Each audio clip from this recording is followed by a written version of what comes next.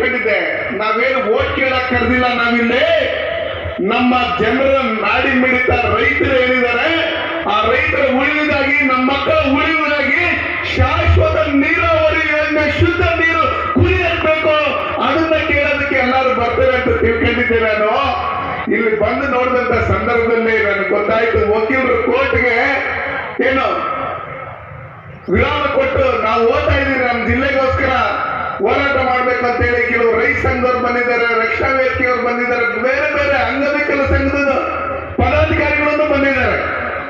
ಆದ್ರೆ ಎಲ್ಲಾ ಕೈ ಕಾಲು ಚೆನ್ನಾಗಿದ್ದು, ಎಲ್ಲ ಬುದ್ಧಿ ಎಲ್ಲ ಚೆನ್ನಾಗಿದ್ದು, ನಮಗೆ ಉಳಿಯೋದಕ್ಕೋಸ್ಕರ ನಮ್ಮ ಮಕ್ಕಳಿಗೆ ಶಾಶ್ವತವಾಗಿ ಶುದ್ಧ ನೀರು ಬೇಕಂತ ತಿಳ್ಕೊಂಡಿರ್ತಕ್ಕಂಥ ಬುದ್ಧಿವಂತರ ಈ ಹೋರಾಟಕ್ಕೆ ಬಂದಿಲ್ಲ. ಅದು ನಿಜಕ್ಕೂ ನನಗೊಂಥರ ಬೇಜಾರಾಗುತ್ತೆ ನನಗೆ. ನೀನ್ ಯಾರಾದ್ರೂ ಕೇಳಿಸ್ಕೊಂತ ಇದ್ರೆ ರಾಜಕಾರಣಿಗಳು ನನ್ನಿಂದ ಸೇರಿ, ನಾವು ಓಂಶಕ್ತಿ ಚಲಪತಿ ಅವ್ರು ಹೇಳ್ತಾ ಇದ್ರು ಮೊದಲು ನಮ್ಮ ಜಿಲ್ಲೆ, ಅದಾದ್ಮೇಲೆ ಪಾರ್ಟಿ ಇನ್ನೊಂದು ಮತ್ತೊಂದು ಅದು ಇದು ಎಲ್ಲ. ಅದಕ್ಕೋಸ್ಕರ ನಾವು ನಮ್ಮ ಮಕ್ಕಳು ಉಳ್ಕೊಂಡ್ರೆ ಎಲ್ಲ ಅದಾದ್ಮೇಲೆ, ಅದಕ್ಕೋಸ್ಕರ ನಾವೆಲ್ಲ ಹಗಲು ರಾತ್ರಿ ನಿಮ್ ಜೊತೆಲಿರ್ತೀರಿ, ಹೋರಾಟದಲ್ಲಿ ಭಾಗವಹಿಸ್ತಾ ಇರ್ತೀರಿ. ನಿಮ್ಗೂ ಸ್ವಲ್ಪ ನಾಚಿಕೆ ಮಾನ ಮರೆಯದಿದ್ರೆ ಯಾರ್ಯಾರು ಅನ್ನ ತಿಂತೀರೋ ಅವರೆಲ್ಲರನ್ನು ಈ ಹೋರಾಟದಲ್ಲಿ ಲಕ್ಷಾಪ ಸಂಖ್ಯೆಯಲ್ಲಿ ಬಂದು ಭಾಗವಹಿಸಬೇಕು.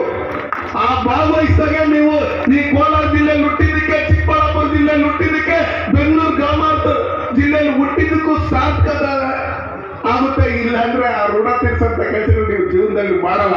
ನನಗೆ ಜನ ಓಟ್ ಹಾಕಿ ಗೆಲ್ಲಿಸಿದಾಗ ನಾನು 45 ಜೆಸಿಬಿ ಲೆಕ್ಕ ಕೋಲಾರ ಕೆರೆಗೆ ಬಂದೆ. ನಾನು ಎಲ್ಲ ತಿಳ್ಕೊಂಡು ಇವ್ರಿಗೆ ಹುಟ್ಟಿದ್ರೆ 45 ಜೆಸಿಬಿಗಳು ತಗೊಂಡ್ಬಂದವ್ರೆ ಅಂತೇಳಿ.